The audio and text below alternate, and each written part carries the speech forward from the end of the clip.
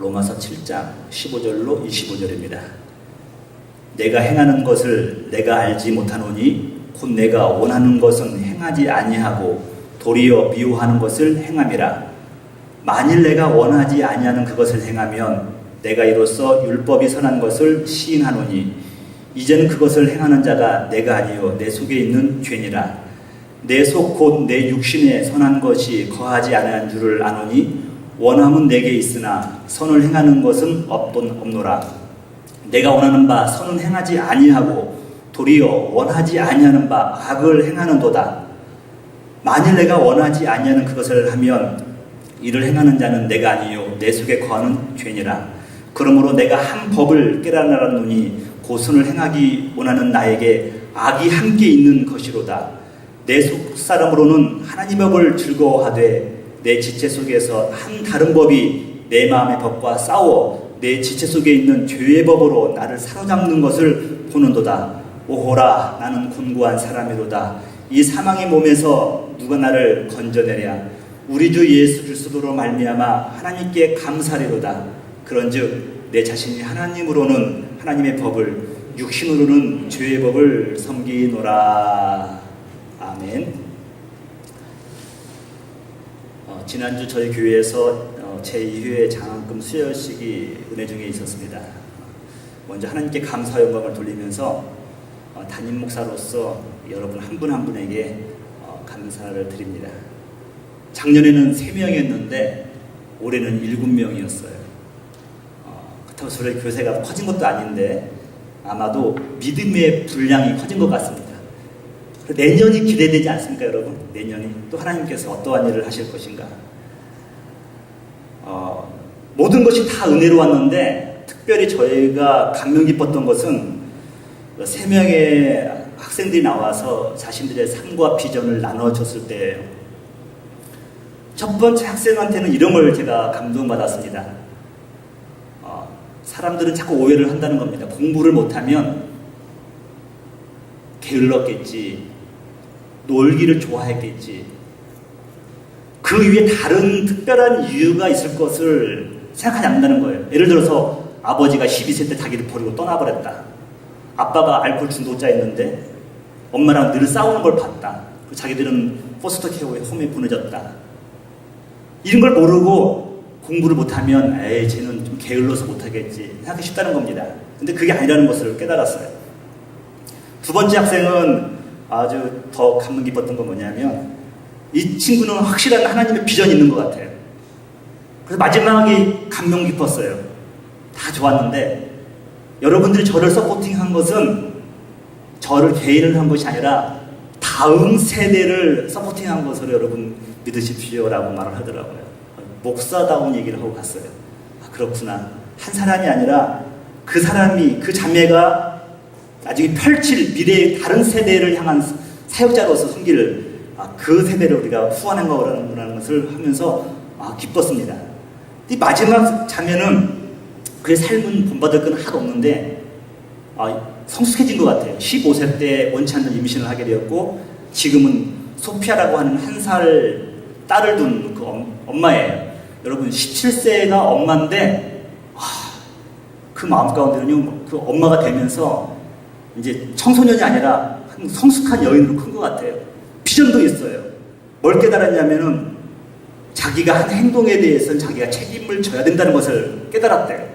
그래서 자녀도 잘 키울 계획도 있지만 비전도 있어요. 경찰관이나 소셜워커가 되어서 또 많은 사람들을 돕겠다고 하는 그런 말을 하는 걸 들었습니다.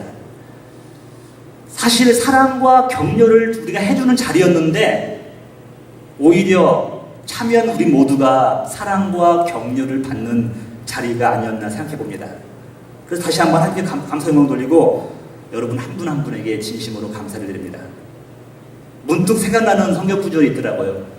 긍휼히 여기지 않은 복이 있나니 저가 하나님의 긍휼히 여김을 받을 것이니요. 여러분 우리 인생 뭐 별거 있습니까?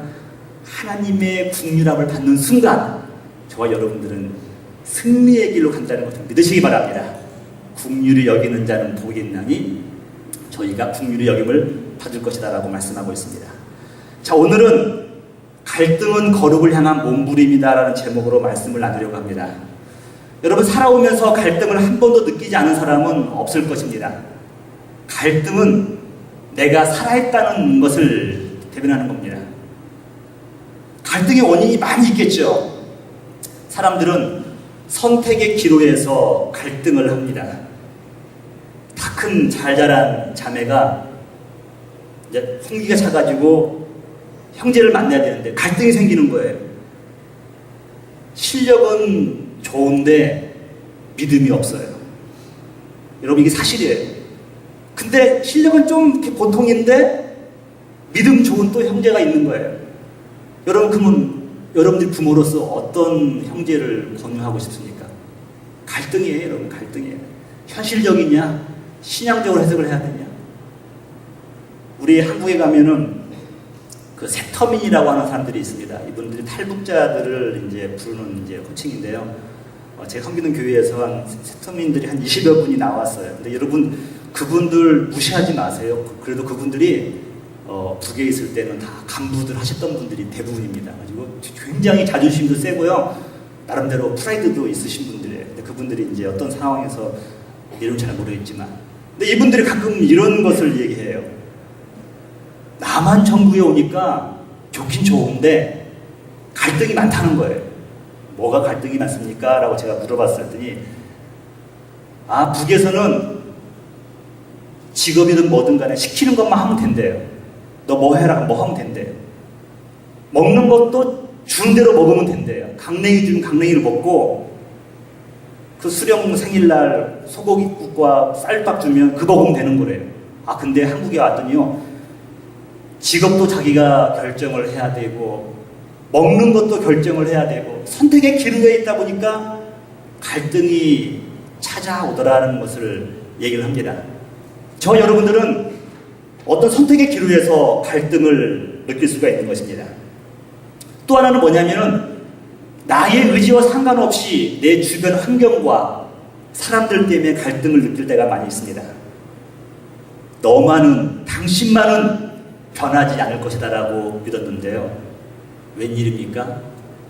믿는 도끼에 발등 찍히는 것처럼 사람의 상처를 받는 겁니다. 결혼 전에는 이렇게 말을 하죠. 당신 아니면 죽겠다, 이렇게 말을 하는데 결혼 후에는 당신 때문에 죽겠다, 이게 되는 거죠. 여러분, 다 변하는 거예요. 여러분. 근데 사람 때문에 또 환경 때문에 갈등을 하는 것입니다. 오늘 본문에서는 사도 바울이 느끼는 신앙적 갈등이 있어요. 내 마음에는 두 마음이 싸우고 있다 그래요. 두 마음이 싸우고 있다.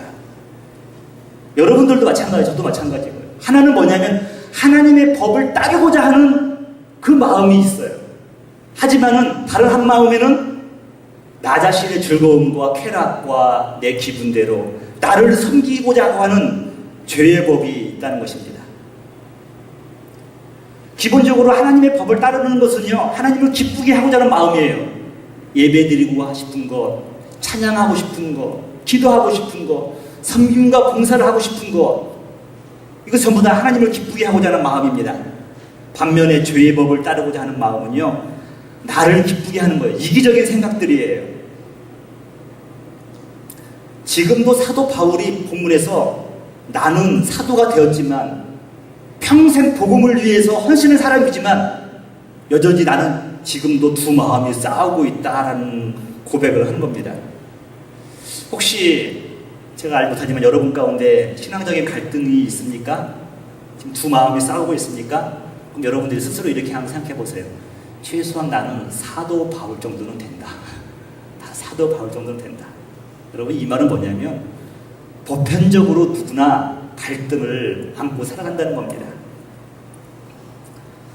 여러분, 그렇다면 왜 갈등을 하겠습니까? 여러 가지 이유가 있겠지만 내가 살아있기 때문에 그런 거예요. 생물학적으로는 좋은 말입니다. 생물학적으로는요, 내가 생명이 있는 거예요. 물고기가 살아있기 때문에 흐르는 물의 저항을 느끼는 것처럼요, 내가 호흡하고 살아있기 때문에 느끼는 감정 중에 하나가 갈등인 것입니다. 근데 신앙적으로 내가 살아있다는 말은 좀 차원이 달라요.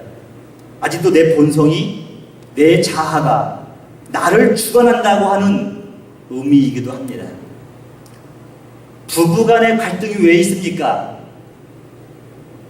당연히 형제자매, 한 부모에게 태어난 형제자매도 서로 안 맞아서 싸우는데, 다른 환경과 다른 문화에 자란 선남선녀가 만나서 가정을 이뤘는데 싸우는 건 당연한 거예요. 다투는 건 당연한 거예요. 가지고 싸움을 어떤 학자들은 말하기를 조절이라고 해요. 조절기관.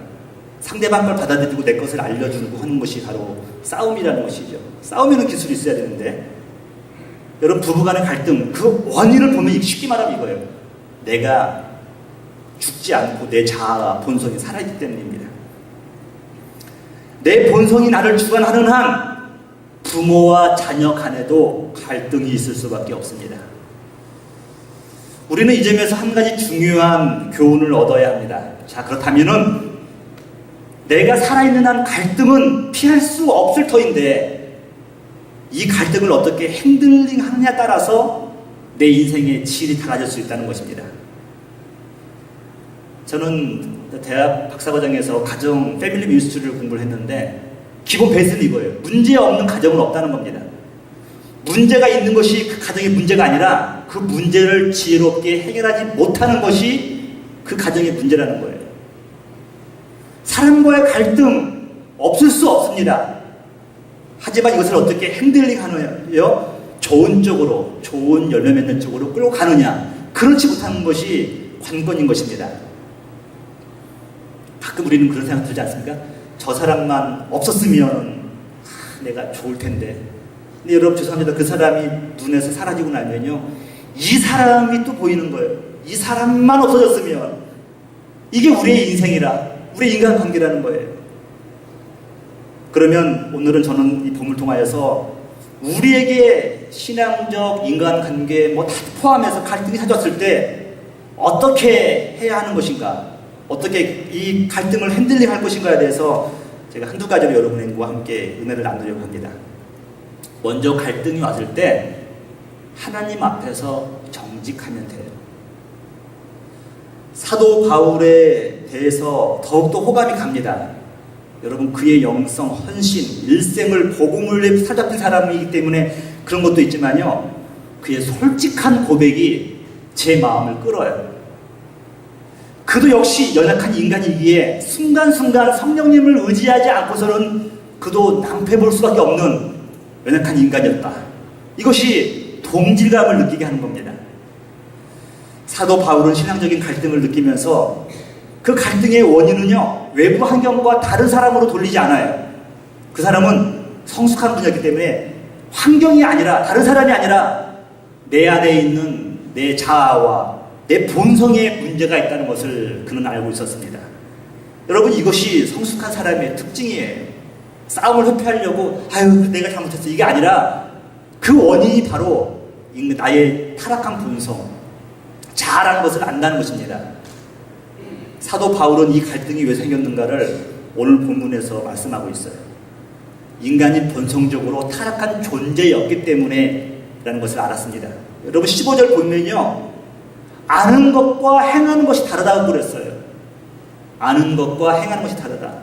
아는 것으로는 부모님을 잘 섬겨야 되는데, 부모님이 같은 소리 한 두세 마디만 하면 짜증이 나고 막 말대꾸하고 싶고 잔소리한다고 막 타박하고 싶어요.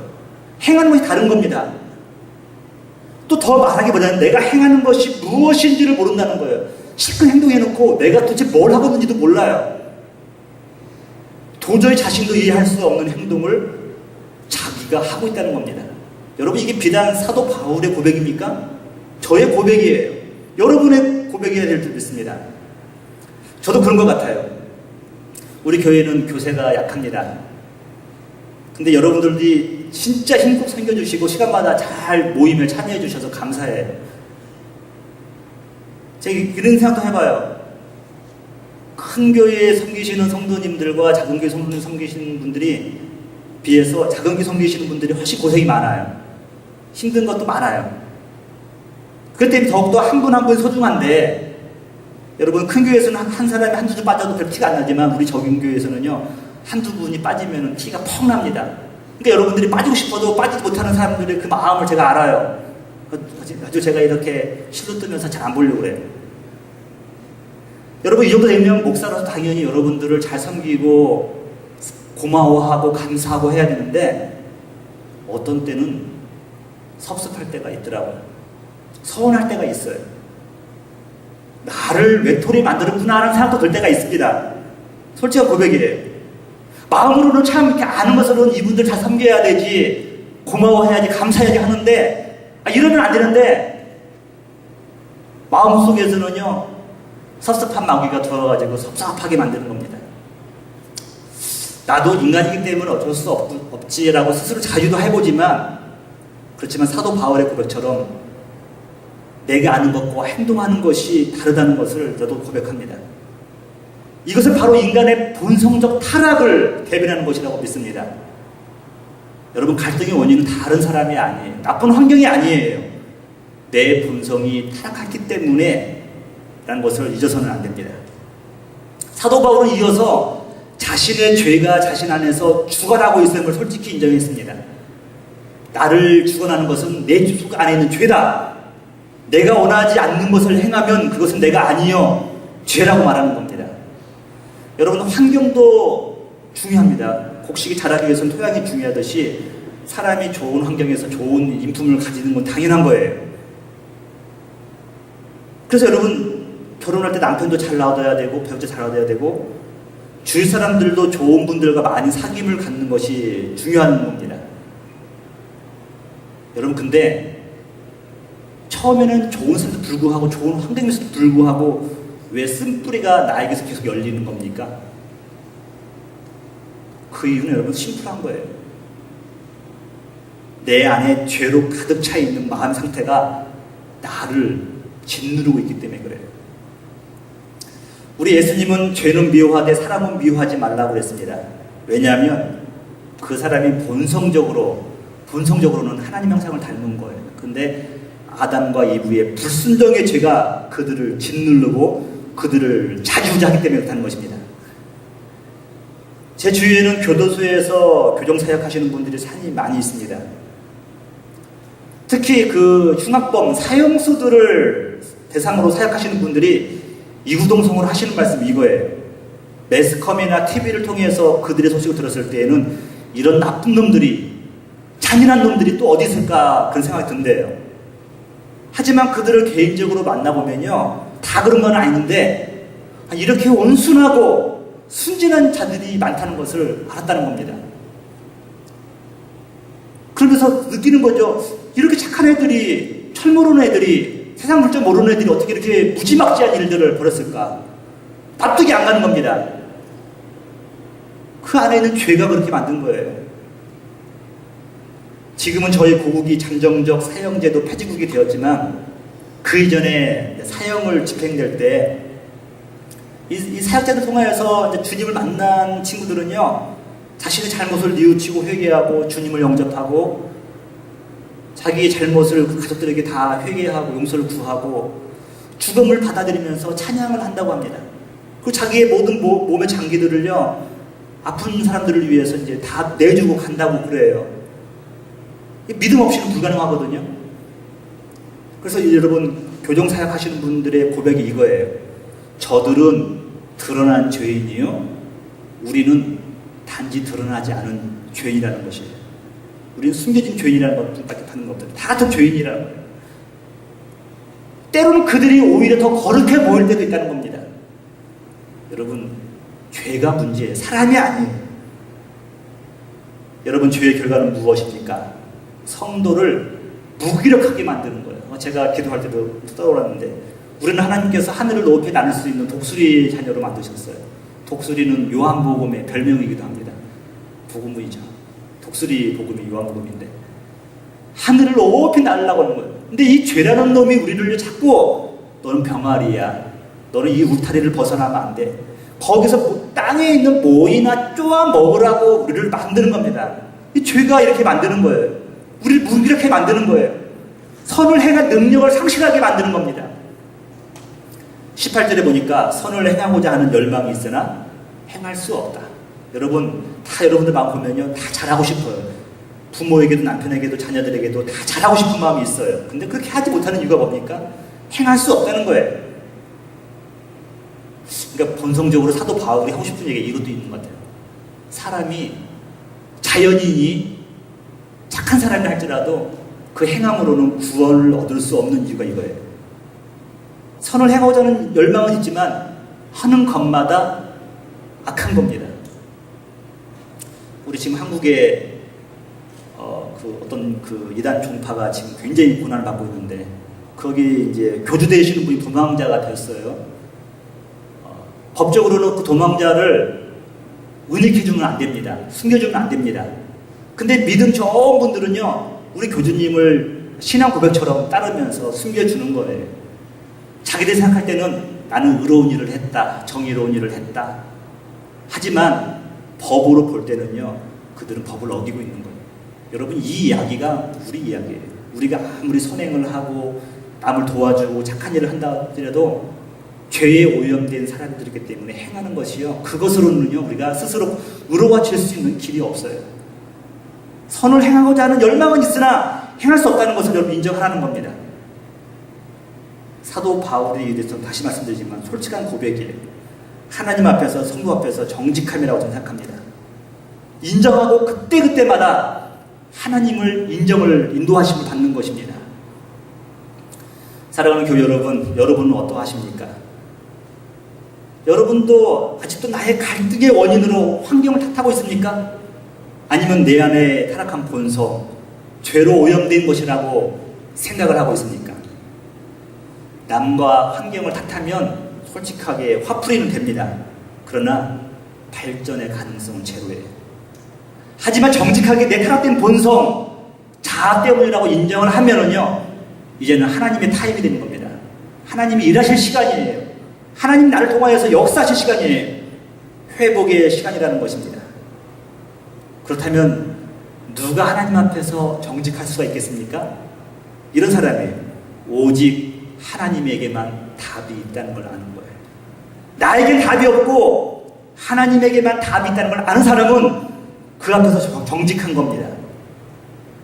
시편 7편 10편에 보니까 이렇게 말씀하고 있어요. 나의 방패는 마음이 정직한 자를 구원하시는 하나님께 있도다. 방패가 있어야 공격을 막는데, 이게 뭐냐면 정직한 자를 구원하시는 하나님이 나의 방패라는 것이에요. 믿음이 방패라는 거죠. 다윗은 범죄 중이라도 가장 두려웠던 건 뭐냐면요, 사람들이 수근거리는 거 두려워하지 않았습니다. 사람들이 비웃는 것도 괜찮았어요. 근데 자기에게서 정직한 영이 떠나갈 것이 두려웠다는 거예요. 정직한 영이 떠나갈까 봐 두려웠다는 거예요.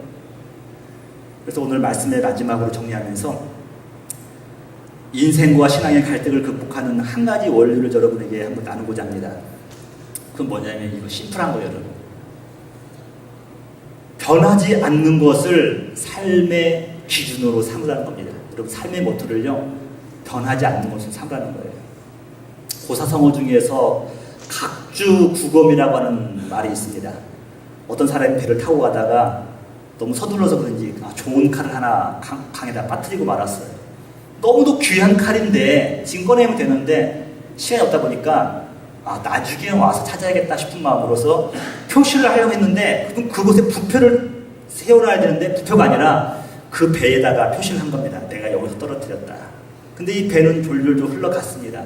다음에 와서 찾는데 이 사람이 어떻게 찾냐면 배에서 표시한 데를 찾는 거예요. 거기 칼이 있습니까? 없다는 거예요. 그래서 이 각주구검이라는 것은 엉뚱한 데 찾는다는 그런 의미가 있습니다. 여러분, 배는요 흘러가게 되어 있는 거예요. 그것을 삶의 기준, 목표로 삼으면은 낭패 보기 쉽습니다. 변화되는 것을 기준으로 삼으면 그때그때 갈등이 끊임없이 나오는 거예요. 애들이 헷갈리는 게 뭐냐면 이거예요. 똑같이 잘못을 했는데 부모님이 기분 좋을 때는 야단 안 쳐요. 똑같이 잘못했는데 부모님이 기분 나쁠 때는 멋스르게 혼나는 겁니다. 애들이 헷갈리는 거예요. 어떻게 해라는 말인가 그런 거예요. 변화되는 것에 대해서 기준을 삼으면 갈등이 있는 겁니다. 여러분, 사람에게 기준을 두지 마십시오. 실망하게 됩니다. 목회자 실망 100배입니다. 배우자, 목회자나 배우자나 모두 연약한 존재예요. 믿음의 대상이 아니에요. 신뢰 대상이 아니에요. 단지 사랑의 대상이에요. 내가 사랑하면 되는 거예요. 여러분, 사람에게 신뢰했다가 낭패를 본 사람이 예레미야 17장 4절에 나와 있죠. 여호와께서 이와 같이 말씀하시느니라. 무릇 사람을 믿으며 육신으로 그의 힘을 삼고 마음이 여호와께서 떠난 그 사람은 저주를 받을 것이다. 낭패를 받다는 거예요. 낭패를. 사람을 믿으며 육신으로 그의 힘을 삼은 사람들, 사람을 신뢰한 사람들의 결과물이 뭐냐면요, 낭패를 받다는 거예요. 그래서 여러분, 가변적인 것에 기준을 삼지 말고 영원하신 하나님의 말씀에 기준을 삼으십시오. 베드로 사도는 갈등 없는 인생은 없지만 그래도 성도가 살아가는 동안에 무엇을 기준으로 삼아야 할 것인가에 대해서 확실하게 말씀하고 있어요. 베드로전서 1장의 4절이죠. 그러므로 모든 육체는, 우리 육체가 풀과 같대요. 모든 영광은 풀의 꽃과 같으니 푸른 마로 꽃은 떨어지되 오직 주의 말씀은 새석대로 있도다 하였으니 너에게 전한 복음이 이 말씀이니라. 육체도 변화됩니다. 육체의 영광도 다 변화될 거예요. 근데 변하지 않는 것은 하나님의 말씀이라는 거예요. 이 말씀에 여러분의 삶의 기준을 삼고 모토를 삼으라는 거예요. 그러면 실망하지 않는다는 겁니다. 여러분 잘 아시는 아브라함과 롯은 동시대에 하나님께 부름받은 사람들입니다. 근데 여러분, 한 사람은 신앙의 성공에 좋은 예이고 한 사람은 실패자로서 좋은 예를 보여주고 있습니다. 아브라함의 일생의 기준은 뭐였냐면요, 하나님의 말씀과 예배였어요.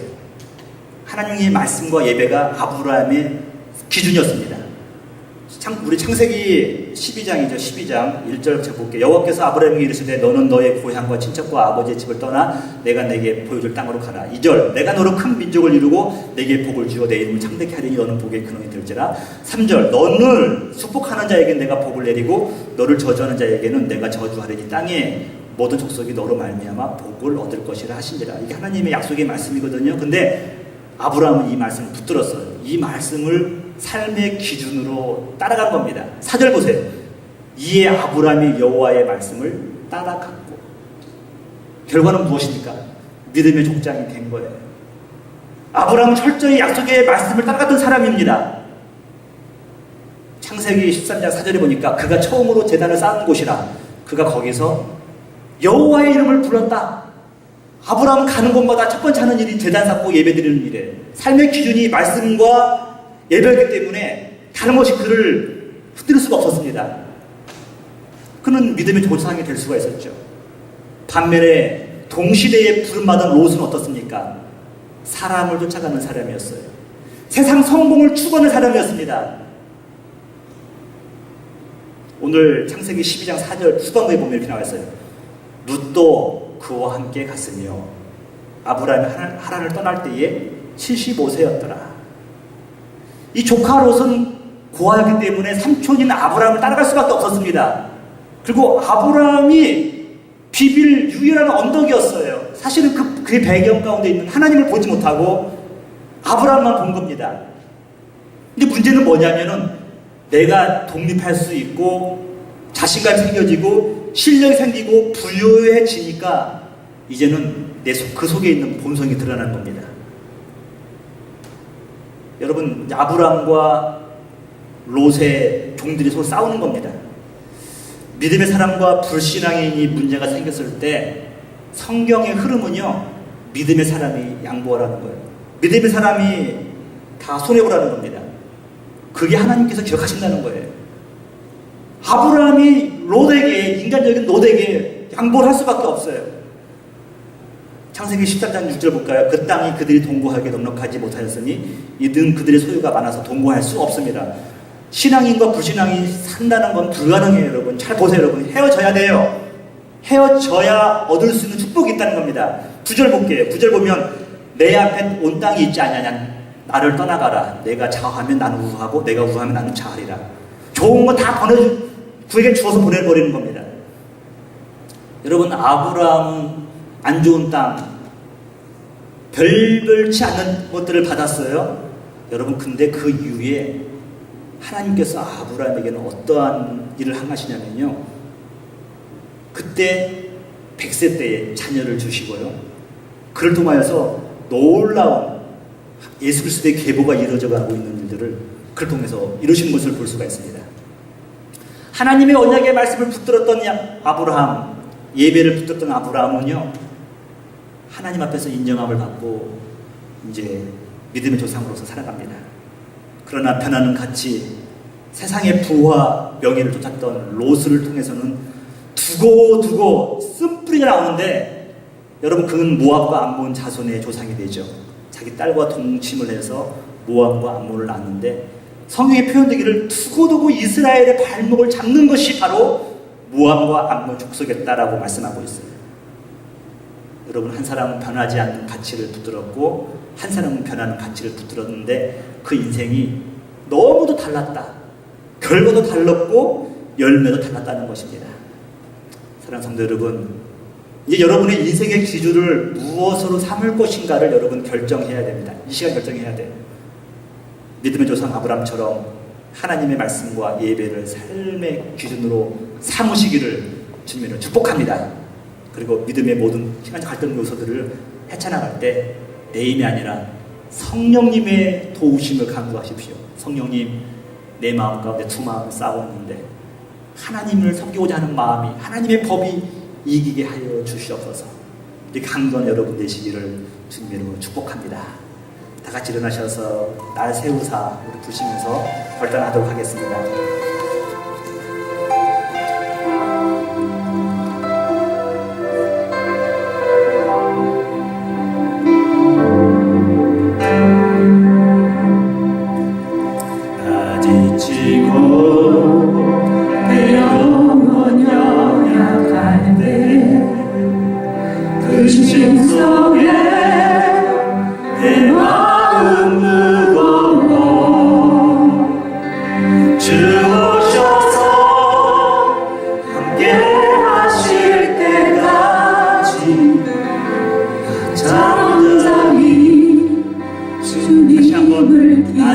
내 영혼 약할 때에 지치고 내 영혼